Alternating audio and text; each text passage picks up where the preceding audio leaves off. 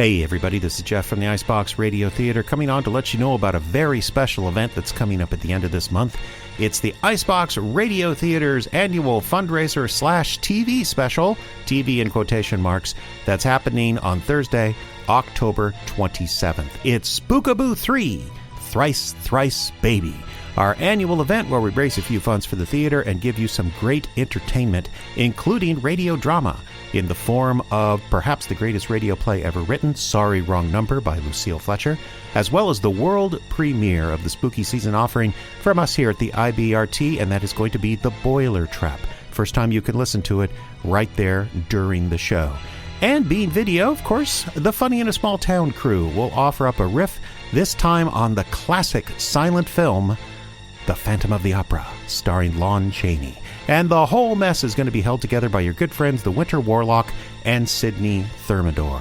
That's the Icebox Radio Theater's Halloween TV, in quotation marks, special, airing on the Icebox Radio Theater's Facebook page and the Icebox Radio Theater's YouTube channel on Thursday, October 27th at 8 p.m. Central Time. And if the spirit moves you, visit us at iceboxradio.org/live and make a small donation to help us keep bringing the Northland stories to the world. It's Spookaboo 3, Thrice Thrice Baby, October 27th, 8 p.m. Central Time on YouTube and Facebook.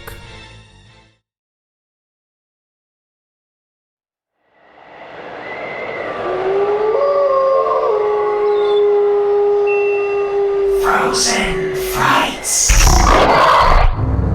New Audio's Theater of Suspense and Terror, now on Icebox Radio.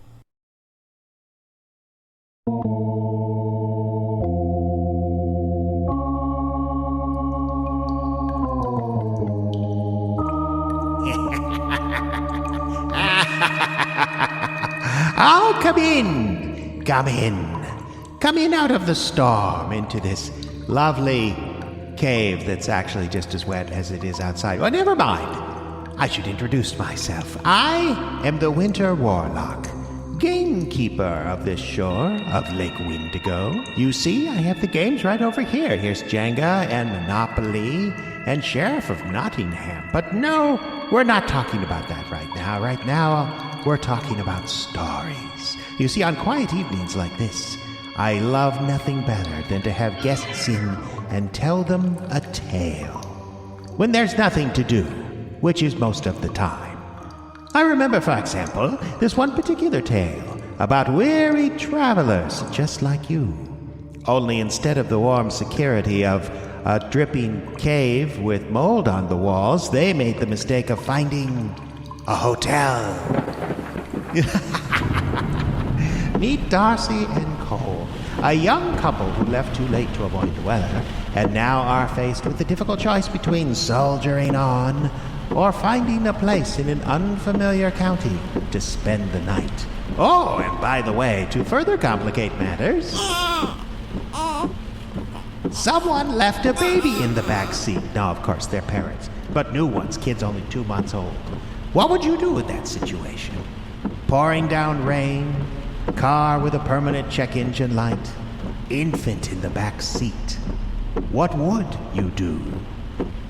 Keep listening, of course. I don't know. We have to. We may not have a choice. What does the GPS say? It says you still have 50 miles to go. Darcie, I know. Check the weather radar again. Well?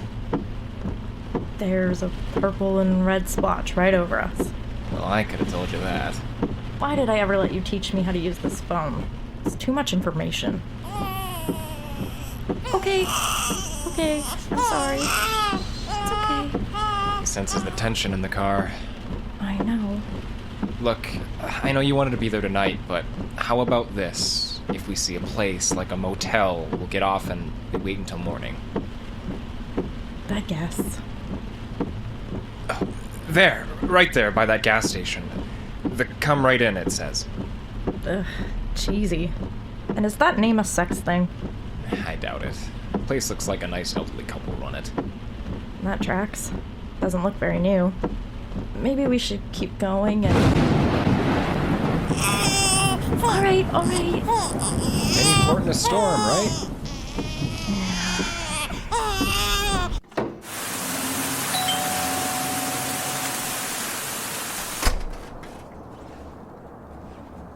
Everything's so old. Well, looks clean, though. Yeah, where is everybody? Oh, hang on. Hello? Hello? Full up. We're all full. Oh, we just need a room for the night. That storm, it's... Did you hear me? I said we're all full up. Now, Mrs., please. You go back to your supper. I'll deal with this. Excuse us just a minute. Now, just go back there. What are you thinking of doing? Never you mind. Just head back. You cannot. Go on. Go on now. I'll handle this. There you are. You'll have to excuse my wife. You interrupted our supper and she gets irritable. Well, that's all right. What did she mean by that? She said you were full up. Oh, well, she's got a little touch of the dementia.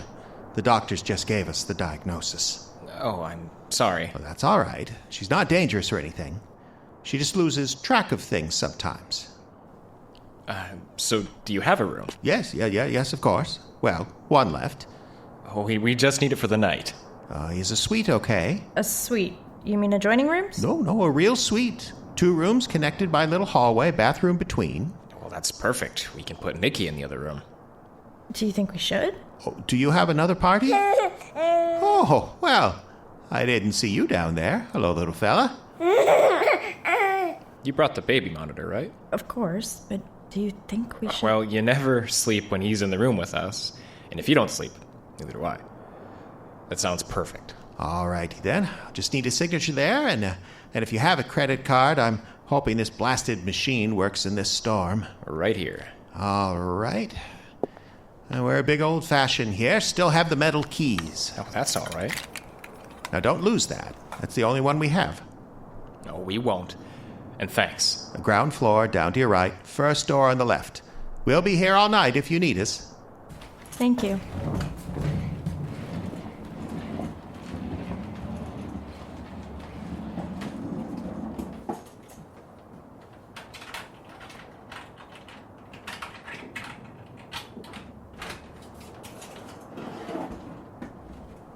Good night. Good night. Good night.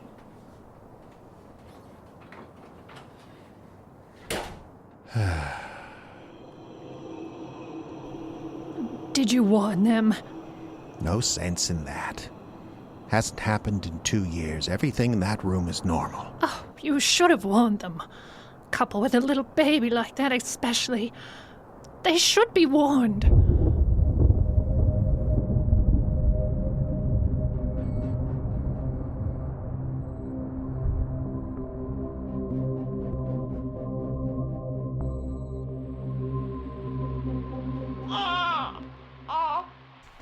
Phew. You all settled in? I think so. He sounds fine. What's wrong? I don't know. That old woman's freaking me out. What, the woman at the desk? Well, the old guy explained she's got Alzheimer's or something. Not exactly encouraging. I don't know. This whole place is creeping me out.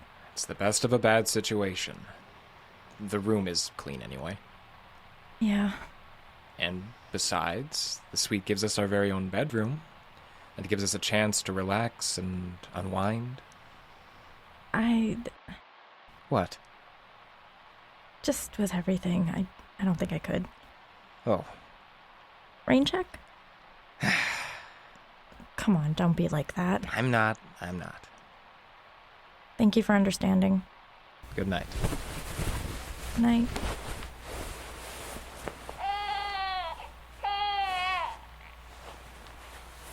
Come on, Nikki. Just settle down. Shush. Cole. Hmm? I heard something. What? In the baby's room. There's someone in the baby's room. What, are you kidding? No, I heard it. I heard a woman's voice say shush. I think that old lady's in there. Hold on, hang on. I don't hear anything. Could you check, please? What? Could you just check? All right.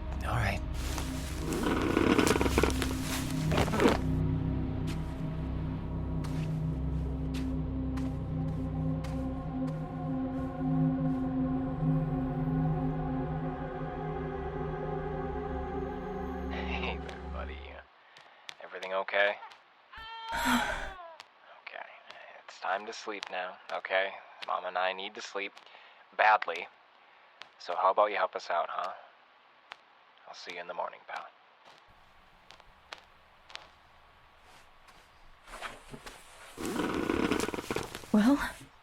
Well, what? He's fine.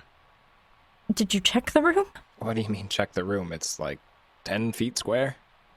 Yeah, but there's a chair and a bed. And I looked under the bed and behind the chair. Are you sure? What? It's just... it didn't seem like you were in there long enough to really... Darcie, I checked the room. He's happy in his travel thing. The temperature's good, and there's no one under the bed. But are you The absolutely bed is sure? one of those with the sideboards that go right to the floor. It's like a pedestal. Nothing could be underneath it. All right. All right. Good night.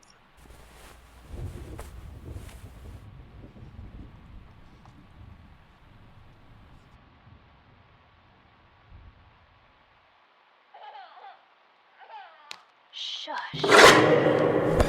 Darcie. There's someone in there. Darcie.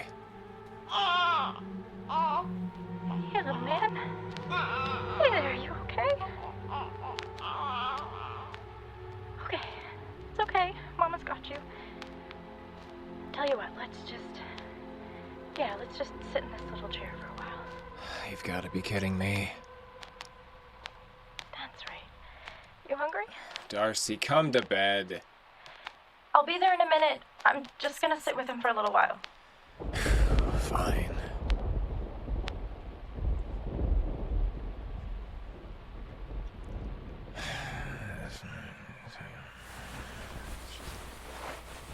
Darcie. Well, okay. Changed your mind, huh? Oh. Okay. Oh my God, did you ever change your mind?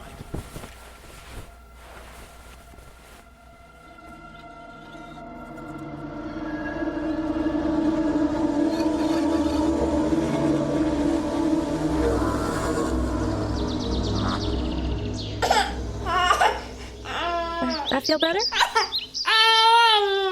I bet it does. Cole, you up? We gotta get on the road.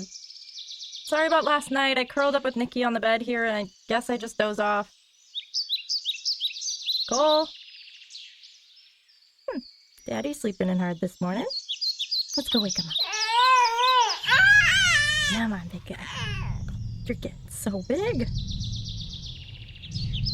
Cole? Cole, are you up? Cole?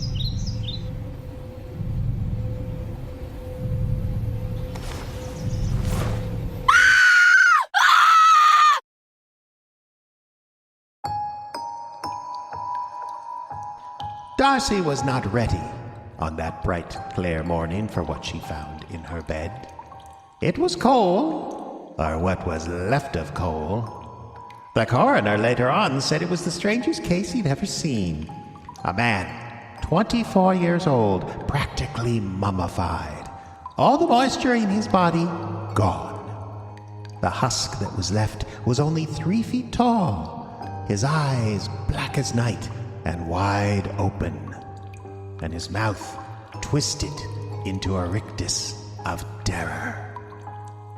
In the office of this tiny hotel, an old woman and an old man ate their breakfast in silence, sparing an occasional glance at the police and forensic teams that marched past the front desk all morning long.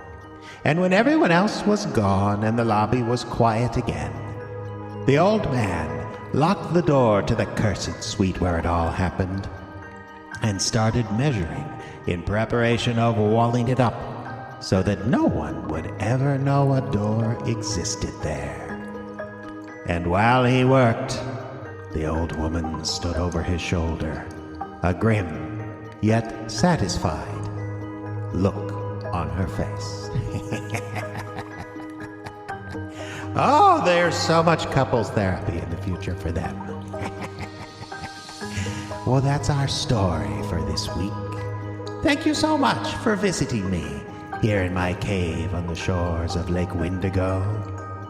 Until next time, this is the Winter Warlock reminding you to watch out for slippery rocks.